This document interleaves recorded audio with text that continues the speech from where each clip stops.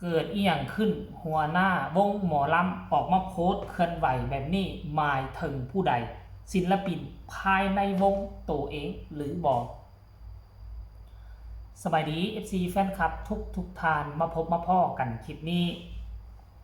เป็นเรื่องเล่าข้อมูลข่าวสารนอกจากผู้นำบริหารวงหรือว่าทีมงานใหญ่ผู้บริหารวงหมอลำเสียงวิหกบอสนกพงศกรได้ออกมาโพสต์เคลื่อนไหวเป็นในแบบนี้กำลังสื่อถึงไผ่บางคนหรือบออาจจะเป็นคนอยู่ในวงอาจจะเป็นทีมงานผู้บริหารนำกันหรือบออันนี้ค่อยบ่แน่ใจหรืออาจจะเป็นเรื่องราวเกี่ยวข้องกับศิลปินคนหนึ่งที่อยู่ในวงแล้วก็ออกไปอาจจะไปทำเรื่องมิดีมิร้ายต่อเนื่องแบบบยุทธพักบยุทธพรหรือบอ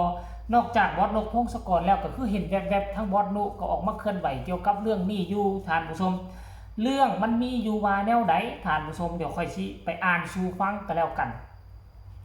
เมื่อ18ชั่วโมงที่ผ่านมานี่ยูบอสนกพงศกรออกมาโพสต์ถือว่ากลางดึกเลยแหละท่านผู้ชมบ่มีว่าซั่นเด้เท่ากับเล่นบ่มีเท่ากับเสี่ยงบ่มีเท่ากับยืมคนไปทัวตูถามแน่ว่าซั่นเด้ถ้ามึงสิดวงดีปานนั้นวาสนาบ่บรรจุพันมึงมาให้เป็นคนทุกข์ดอกทางที่ดีหาทำงานปรับสติใหม่ประหยัดเก็บตังค์ที่สำคัญคืนเขาบ้างชีวิตเจริญโอ้โหท่านผู้ชมขั้นท่ามดนกพงศกรโพสต์เคลื่อนไหวแบบนี้ FC แฟนคลับคงเดาออกละตีทุกคนเอ่ยเพราะว่าอยู่ในวงเสียงวิหกแล้วนอกจากคนนี้ก็บ่ค่อยมีคนใดได้มีประเด็นดราม่าเกี่ยวข้องกับเรื่องนี้เกี่ยวข้องกับเรื่องติดการพนงติดการพนันอย่างต่างๆแล้วก็ยืมผู้นั้นยืมผู้นี้จนเฮ็ดให้มีเจ้าหนี้โทรมาถามฮอดบอสนกพงศกรทั้งที่บอสนกพงศกรบ่ได้เป็นหนี้แต่เป็นอย่างเจ้าหนี้จึงโทรมาทวงเงินกับวงเสียงวิหกเพราะว่าคนนั้นเนาะบอกว่าบอสนกบ่จ่ายเงินค่าโตให้เขาก็เลยโทรมาทวงเป็นอย่างคือบ่จ่ายเงินค่าโตให้ลูกน้องแน่กระจายให้ลูกน้องแน่ตีลูกน้องสิได้มาใช้หนี้ซุมคอยมันถึงขนาดนั้นพุ่นใดก่อนหน้านี้ประมาณหลายเดือนเติบเกิดปัญหาประเด็นดราม่าตัวนี้หลายคนก็ฮู้แล้วล่ะแต่ว่าบ่คิดบ่ฝันว่าเรื่องวันนั้นมันจะมาแดงขึ้นอีกบาทนึงท่านผู้ชมค่อยก็งึดได้ค่อยก็คิดว่าบ่มีอีหยังเกี่ยวข้องกันแล้วแต่ว่าอยู่วันดีขึ้นดีสัมผัสว่าหัวหน้านกพงศกรออกมาโพสต์แบบนี้หรือว่าเรื่องมันจะแดงมาถึงบอสนกพงศกรอีกแล้วล่ะบ่ท่านผู้ชมเอ้ยเดี๋ยวค่อยสิขออ่านเป็นภาษาไทยจักหน่อยพี่น้องมันสิฟังบ่เข้าใจพี่น้องก็สิว่าฟังบ่เข้าใจอ่านลาวว่าซั่นปนไทยเดี๋ยวอ่านเป็นภาษาไทยให้อีกบาทนึงก็แล้วกันเด้อไม่มีเท่ากับเล่นไม่มีเท่ากับเสี่ยงไม่มียืมคนไปทั่วตูถามหน่อยว่าซั่นเด้ตูถามหน่อยถ้ามึงจะดวงดีปานนั้นวาสนาไม่บรรจุพันมึงมาให้เป็นคนทุกข์ให้เป็นคนจนหรอกทางที่ดีหางานทำปรับสติใหม่ประหยัดเก็บตังค์ที่สำคัญคืนเขาบ้างชีวิตเจริญ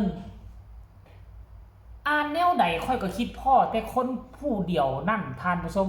ค่อยก็คิดพ่อแต่ผู้เก่า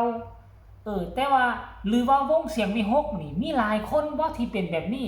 ตามที่ค่อยติดตามมานี่ 2-3 ปีบ่มีผู้ใดเลยสิมีข่าวเรื่องราวว่าเป็นหนี้เป็นสินติดหนี้ผู้นั้นยืมหนี้ผู้นี้แล้วก็ไปลิ้นการพนงลิ้นการพนันเป็นหนี้เป็นสินบ่มีไดมีแต่คนเดียวแต่ว่าเสียงวิหกประกาศลั่นตัดออกจากกองมูลมรดกบ่ให้เป็นสมาชิกวงเสียงวิหกไปหลายเดือนแล้วแต่บ่ฮู้ว่าครั้งนี้นี่จะมาเกี่ยวข้องกันหรือบ่กับผู้นี้สาเหตุนี้ท่านผู้ชมเดี๋ยวค่อยขอไปฟังคำคิดคำเห็นก่อนว่า FC แฟนคลับเข้าใจแนวใด เข้าใจคือค่อยว่าหรือบ่ท่านผู้ชมคอมเมนต์แรกเพิ่นก็มาคอมเมนต์ว่าพอจ่าพูดถูกต้องจ่าว่าซั่นแน่แม่ก็โดนมาแล้วจ่าว่าซั่นเด้บ่ได้เลยสักบาทจ่าว่าซั่นอ้าวโดนผู้ใดเนาะถึกไผต้มเนาะคนนี้ก็บอกว่ายืมแน่ครับอ้ายพรุ่งนี้น้องโอนคืนว่าซั่นเด้ผู้ต่อมาก็บอกว่าเล่นก็คือเล่นจ้าเล่นอีหยังก็ตามมีแต่เจ้ามือรวยว่าซั่นเด้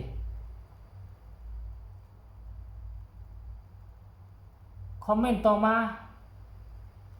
ถูกยืมเงินไปเล่นบั้งไฟตีว่าซั่นเด้ผู้ต่อมาก็บอกว่าทำตัวเป็นผู้ถูกกระทำแต่พฤติกรรมคือคนเริ่มเรื่องว่าซั่นผู้ใดเนาะท่านผู้ชมเนาะ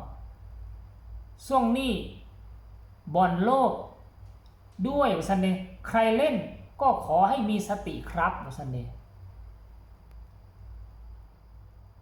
จริงที่สุดว่าซั่นเคยผ่านมาแล้วญาติและเพื่อนสนิทด้วยเวลามาเอาเงินอย่างเร็วถึงเวลาบอกจะคืนหายเงียบคนให้ยืมอายจะทวงคืนเพราะย่านปากจะแสะเฮาคำว่าเงินแค่นี้ทำไมต้องทวงคนให้ยืมอายเลยฉันเองว่าซั่นเด้โอ้แม่นมันเป็นวันค่อยก็เคยเจอกันได้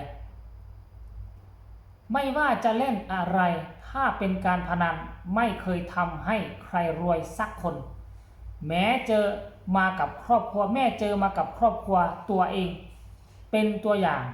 มีแต่หมดกับหมดจริงๆนี่ท่านผู้ชม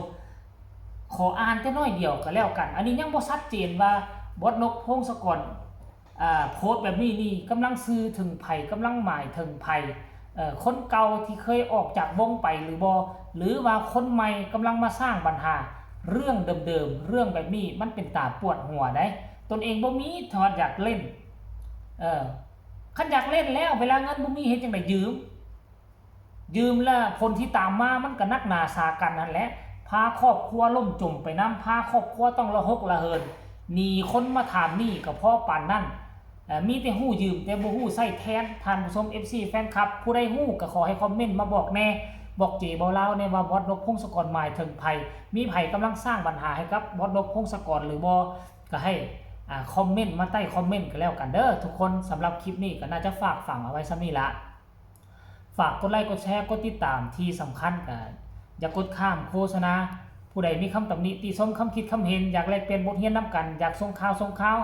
เนาะก็สามารถส่งมาได้ทางใต้คอมเมนต์สำหรับคลิปนี้ขอลาทานผู้ชมเพียงซ้ำนี้ก่อนสบายดี